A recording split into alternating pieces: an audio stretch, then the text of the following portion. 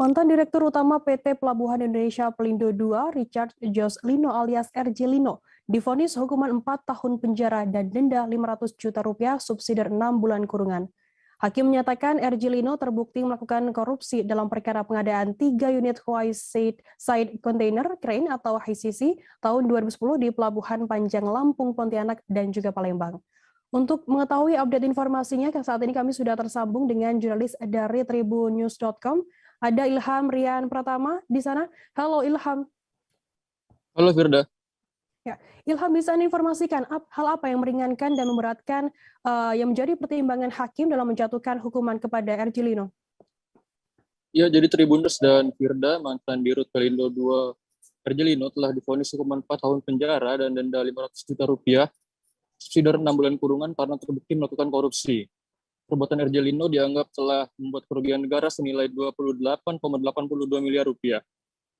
Hal memberatkan, sebagaimana diuraikan hakim dalam sidang putusan di Pengadilan Tipikor Jakarta Selasa kemarin, karena RJ Lino tidak mendukung program pemerintah dalam pemberantasan tindak pidana korupsi.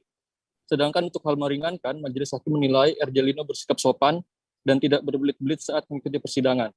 Selain itu, RJ Lino juga dinilai telah membuat Pelindo II untung. Hakim juga mengatakan bahwa RJ Lino belum pernah dipidana sebelumnya. Vonis yang dijatuhkan majelis hakim terhadap RJ Lino lebih rendah dari tuntutan jaksa KPK, di mana sebelumnya penuntut umum KPK menuntut RJ Lino dihukum 6 tahun penjara. Hakim Ketua Rosmina juga sempat menyatakan dissenting opinion atau beda pendapat dalam putusan RJ Lino tersebut. Demikian, Firda. Apa yang menjadi alasan Hakim Ketua Rosmina ini menyatakan beda pendapat?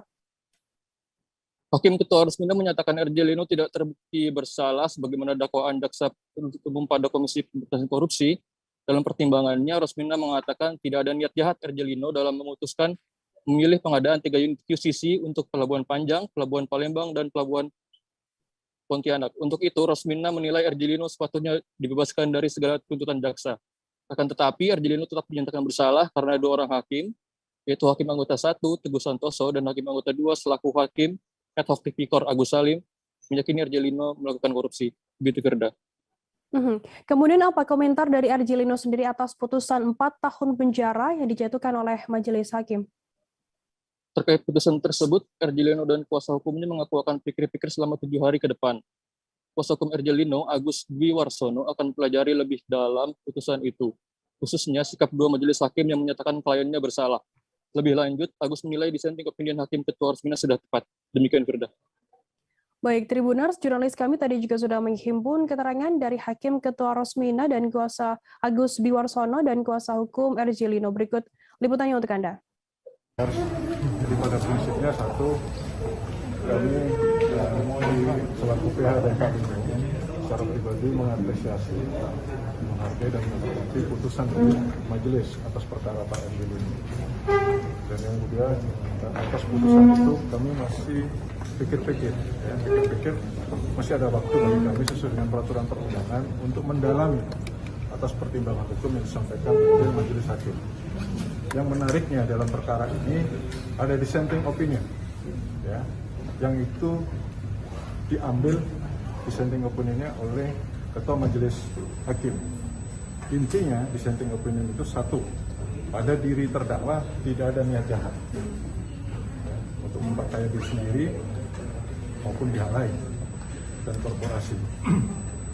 Nah, yang kedua terkait dengan perhitungan kerugian negara yang dilakukan oleh BPK maupun auditor forensik oleh Ketua Majelis Hakim dinyatakan ada ketidakcermatan, ya, di dalam penghitungan terkait dengan kerugian negara, sehingga patut untuk dikesampingkan.